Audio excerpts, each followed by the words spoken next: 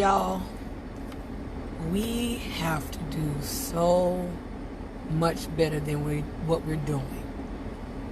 We gotta do better. We gotta do better. I just got off the phone with a friend of mine who is sick right now with COVID, and we were just talking, and I was asking about everyone who checked on them and everything, and the thing that was said just kind of just stirred me up, and I really got kind of mad. I ain't gonna lie, got kind of mad, and not because this of the statement within itself, but this is not the first time I heard it this month. What was said, while she is in the hospital, trying to fight for her life, the pastor ain't even called. This ain't the first time, like I said, this month, where I've talked to people who were touched with the spirit of affliction in their bodies. And they say the people who say they are called to be ministers, called to be this, that, and the other,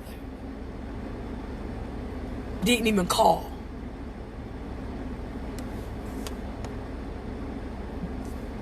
No text, no how you doing, no do you need anything, none of that. But see, we want people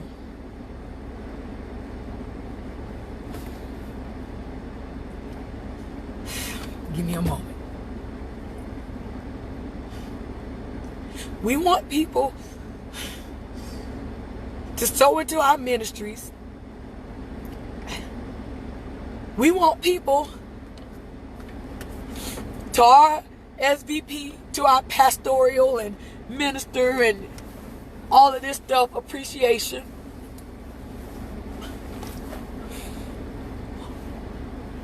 We want people to honor us as men and women of God, but we ain't willing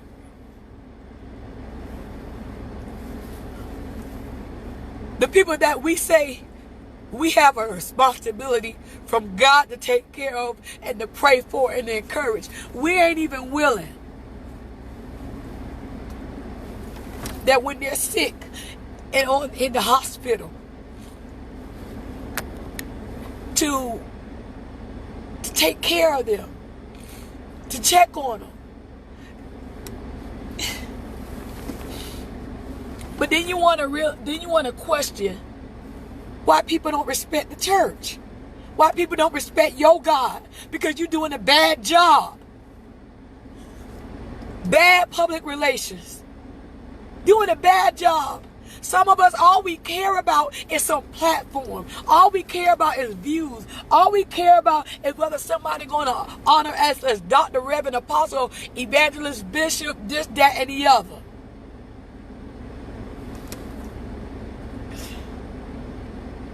But when people in need, they can't even depend on us to be there for them. What kind of foolishness is that, y'all?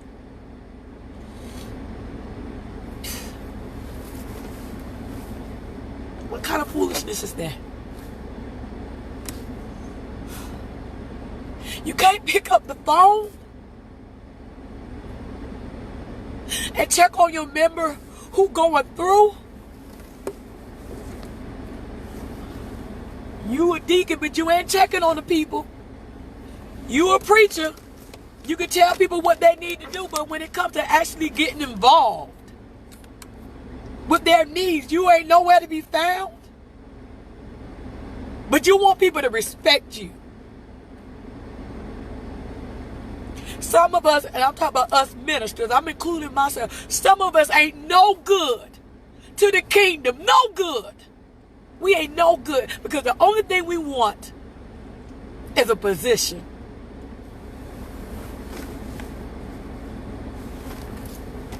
The only reason you do what the little bit that you're doing is so you can be network with people who are higher up in the organization, in your denomination, so you can get a title, so people can grovel at your feet. And that's exactly what's wrong. These churches are run like organizations, and there is no heart for the people.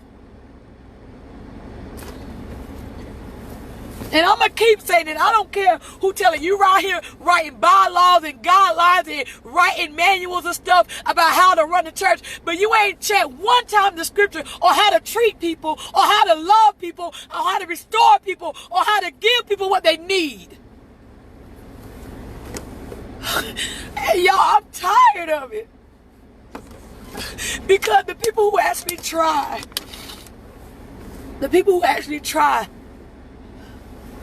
to do what God say, you make it hard for everybody else. Because you're sorry. I want to be a minister. I want to be in leadership. But I don't want to take care of God's people. I want to get on Facebook and YouTube and Instagram and stuff hollering about how you need to live right and how you need to be saved and how you going to hell, but I ain't willing to get down in the dirt and help you.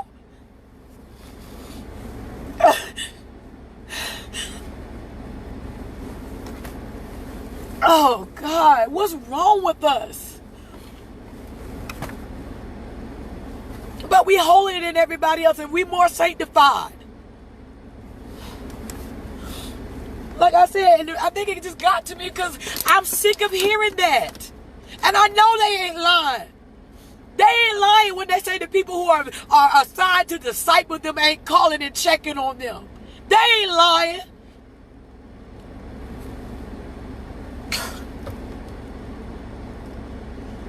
Won't call on your elders. You know what?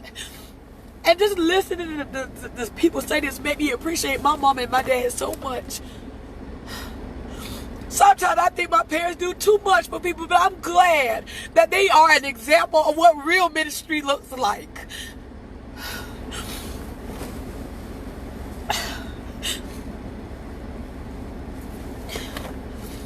You can't even call folks and check on them. Then when you decide you want to do something for good people, it's only for public relations. It's only to make your ministry look good, your organization, your church look good. You give away boxes of food, but you broadcasting it all over the place so you can be seen. You don't even care whether the people are hungry or not. Y'all, that's why I just can't. That's why I don't do institutionalized Christianity. That's why I don't do it. And I don't care who knows it. I don't care nothing about no church. I love my church. I love my pastor. But I don't care nothing about no church name, no denomination, no organization. Because it's all institutionalized. I care about what the heart of Christ is.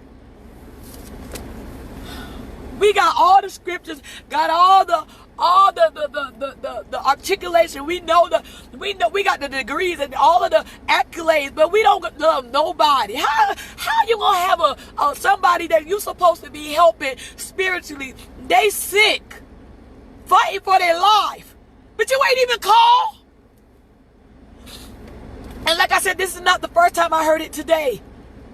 I heard it over and over and over from people who've been calling me, and they've been broken. You know, it hurts. It hurts when people depend on you to be the reflection of Christ and you're not. You're right here letting people down.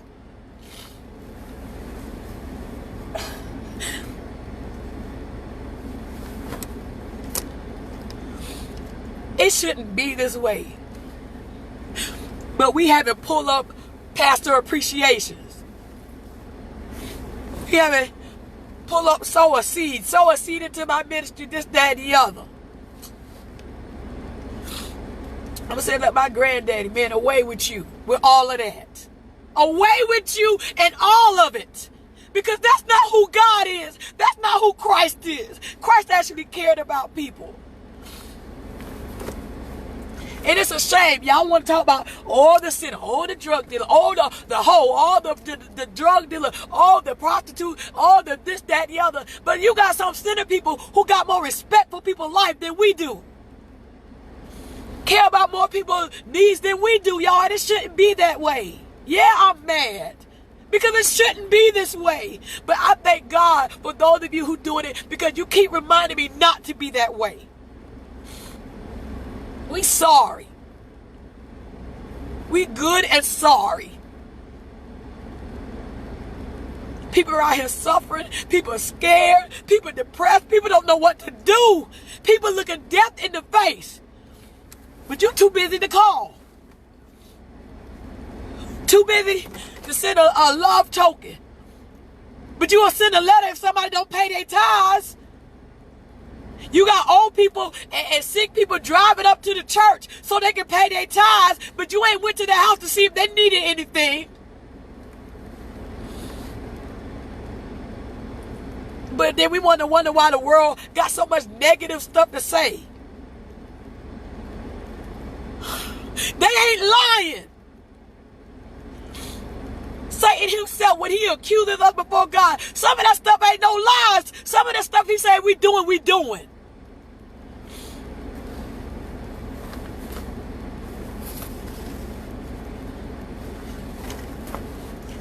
Let me tell all of us who say we ministers, and I don't care what your function is in the ministry. If you say you've been charged to help people, your responsibility is to people, not a ministry, not your church name. It is a responsibility to people and their needs.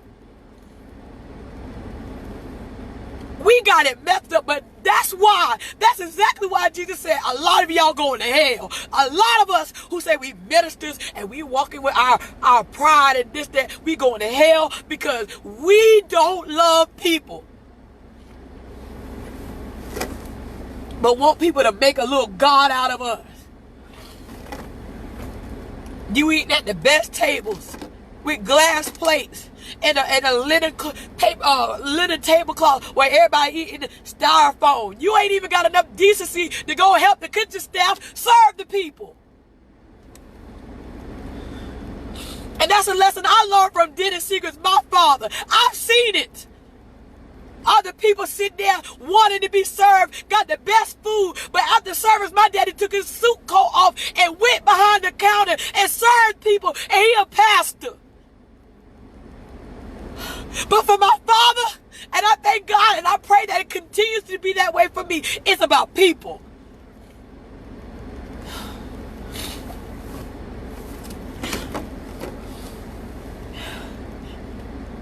But you want people to honor you. And you want people to respect you. You respect the call of God in my life. Really? Because you ain't walking in it. You ain't walking in it. All you want to be is some low-key God. And have people just run after you and brown nose behind you.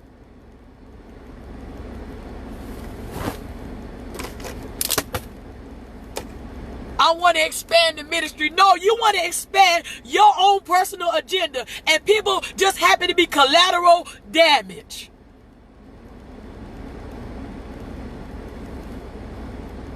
Y'all, God is tired of the foolishness with us. You hear me? But that's why Jesus told the Pharisees. That's why he said the whores, the prostitutes, all them people that you think go in hell, they'll be in the kingdom of God before you.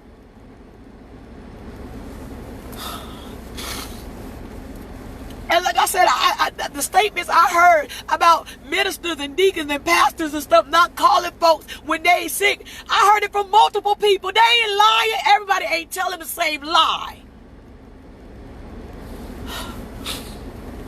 But I got a challenge for those of us who are in ministry. I got a real challenge for us. How about for once, we stop trying to be proud of who God called us to be and actually do the work. Do the work.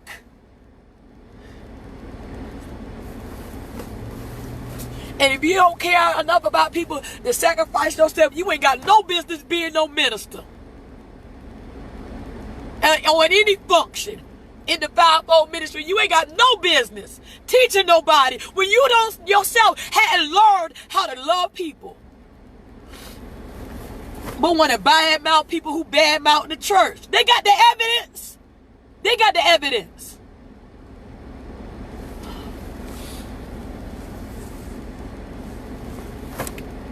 And Jesus said, it's better that a millstone be wrapped around your neck and you drowned.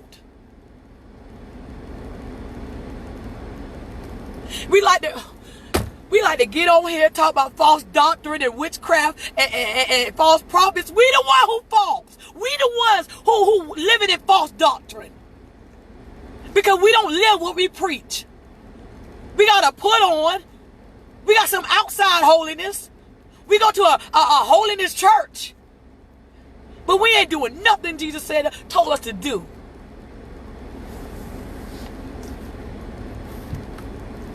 I ain't for it. It's wrong.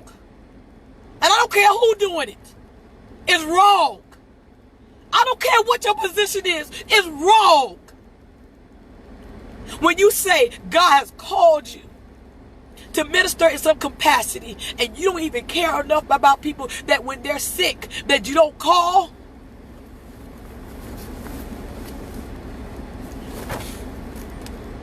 But they pulling up at your drive-through appreciation though. And you gonna send letters about why they ain't pay their tithes.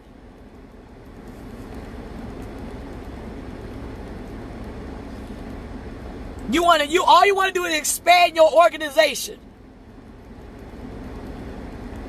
Tell people how to live godly, putting restraints on people that you ain't gonna live by yourself. When I told y'all I'm not down with that institutionalized mess, because it's gonna land a lot of us in hell.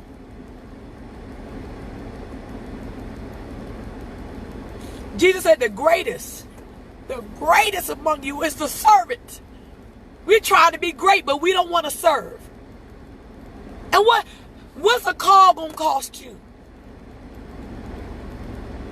Huh? No, but we too busy trying to acquire land and acquire people church deeds. We too busy trying to establish our own little kingdoms. We too busy trying to network to see who's going to be the next bishop or the next pastor or the next big name prophet and stuff like that. That's what we're concerned about.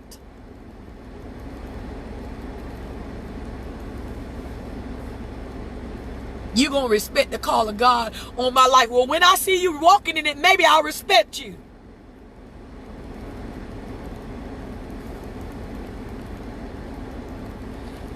Y'all, it should not ever be. It should not ever be. It shouldn't ever be. It shouldn't be named among us. It shouldn't be. It shouldn't be, y'all. I'm trying to shut up, but it shouldn't be. I'm good and I'm good and hot. Because it shouldn't be. People should never be able to say about people who said they've been called to minister to the people that when I was in need, I'll say it like Jesus said in Matthew 25. When I was naked, you ain't clothed me. When I was hungry, you didn't feed me. When I was sick, you didn't visit me. That thing shouldn't be said. But for the last month, that's all I've been hearing. My pastor didn't visit me. My pastor didn't call. My deacon didn't check on me. My minister, the person who said they were discipling me, they didn't even see if I needed anything.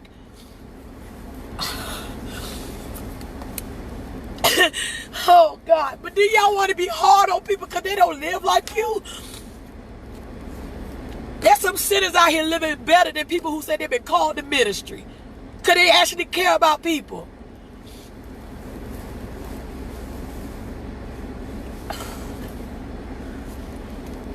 It ain't going to land you in the kingdom of God. I can tell you that. And a lot of us stand here with blood on our hand.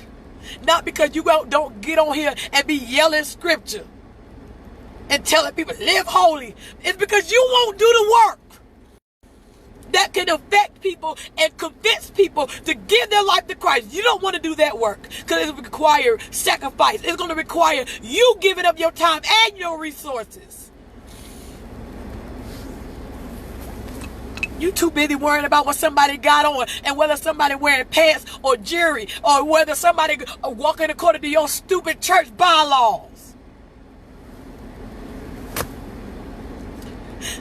How do we expect the people of the world to even respect us when we don't show no love? And then Paul said, especially those who are of the household of faith, we don't even treat one another right.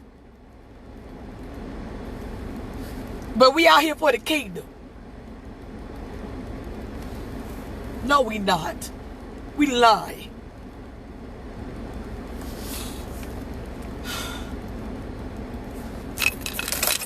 I'll tell you like this. I don't want no parts.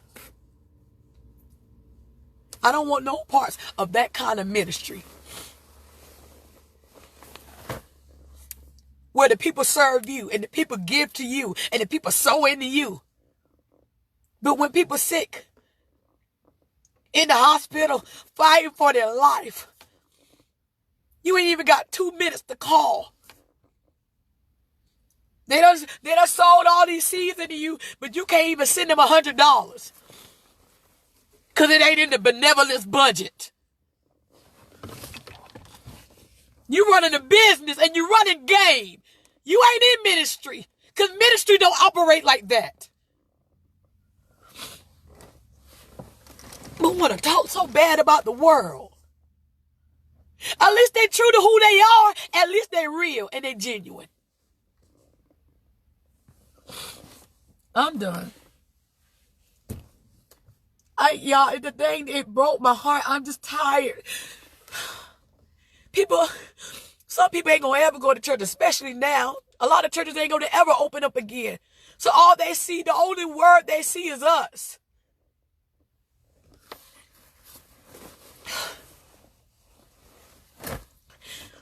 And I'm human and I'm broken and messed up like everybody else. But if I feel this way about it, I can only imagine the one who called us into a great work.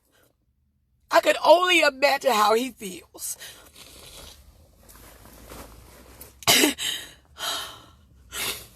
In fact, Jesus gives us insight to how he feels. I think it's Matthew 28. But whenever he read the Pharisees, that's exactly how he feels about some of us now.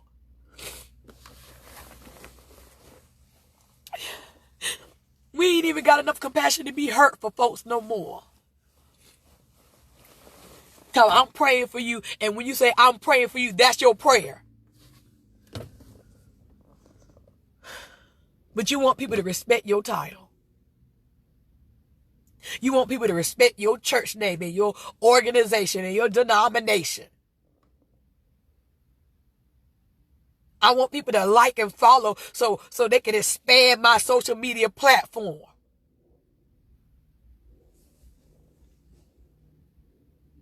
What are we doing? What are we doing, y'all? You want to talk about Trump? You want to talk about Biden? We ain't no better. You want to talk about the people at Planned Parenthood, but we've been aborting people in the spirit. Been aborting babies. Been aborting people. You want to talk about the drug dealer, but you're right here selling dreams instead of sharing the truth.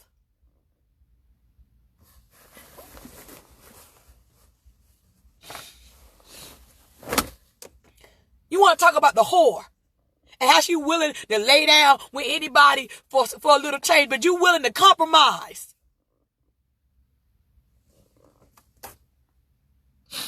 You want to talk about the man who walked away from his family and won't even be there for his children, but you won't be there for the people you ministering to.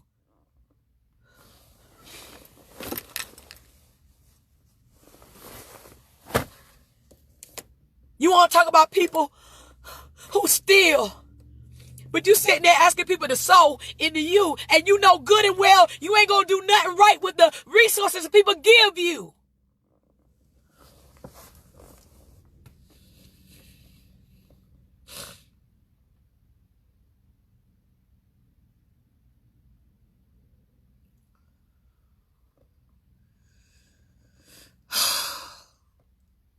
What are we doing?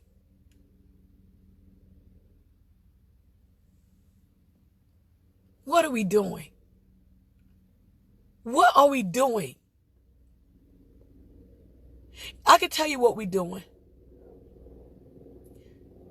We making a name for ourselves. We try to expand our businesses because there ain't no church.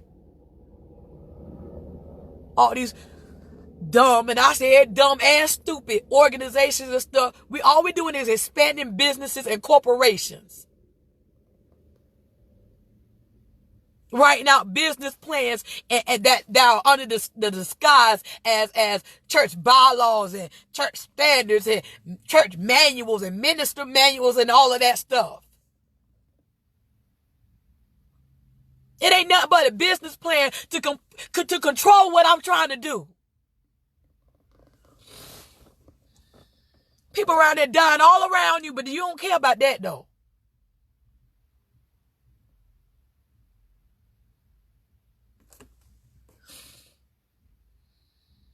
And got the nerve to talk about Babylon, the great harlot. Well, he said the harlot got daughters. It is a whore church that don't do what the church's supposed to do. It's a whore church.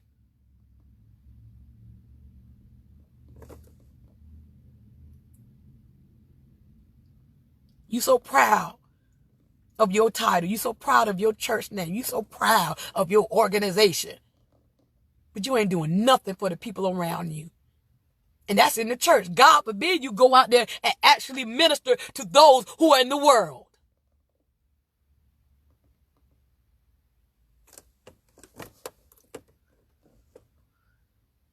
My daddy told me. I remember, and I thank God for my father. When I told my dad, I said, Daddy, I think God had called me to preach. You know what my father told me? He says, that's good. He said, but you got to learn to be a servant. And before I even preached my first trial sermon, I worked for 2 years. Because he was determined to show me what real ministry was. He just let me hop up and preach some trial sermon. And I preach every so often. That's the extent of my ministry.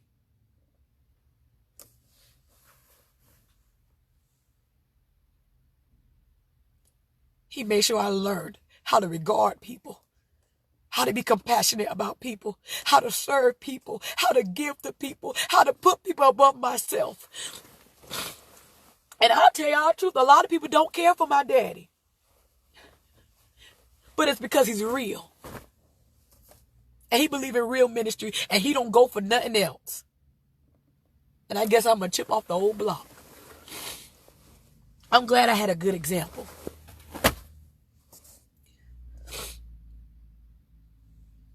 Y'all wonder why I reverence my dad so much? It's because he showed me what real ministry was. Because he walked in it. I can remember as a child, Daddy would have kids all in our house. I used to be mad. I used to be jealous. I'd be like, they're trying to take my daddy from me. My crazy self didn't know I was watching and witnessing real ministry. My dad would get phone calls 2 and 3 o'clock in the morning. He would go and get up to see what needed to be done. Even now, when I go to the house, sometimes my daddy's phone just be ringing and texting and blah, blah, blah. And he always makes himself available. So yeah, I'm going to honor him because he's worth it. He's worth it because he's doing the work. But unfortunately, a lot of us don't operate like that. We preach sermons, we get on Facebook and we say this stuff. We ask people to pay tithes, we tell people to dress a certain way, and we don't care if they die tomorrow. Oh, it's such a shame. We ashamed. I'm done. I'm done for real now. I gotta go back to my classroom. But y'all, the thing I just can't. You know, and I ain't perfect, but I don't claim to be the super saint. Y'all know that. I ain't got no monopoly or big old certification in the gospel. I'm still learning too, but I do know that.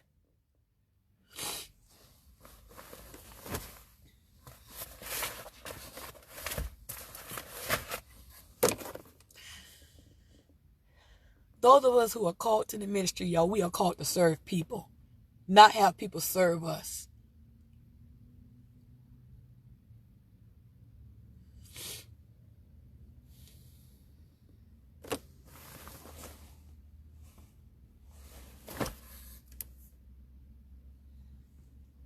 And some people don't want to hear it. But that's fine. Because the truth is going to always be the truth.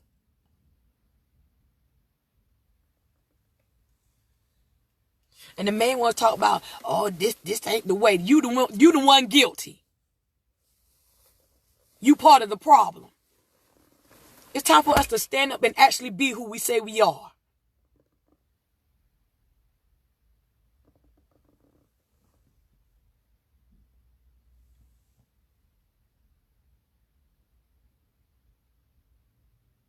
And if Jesus can turn over tables,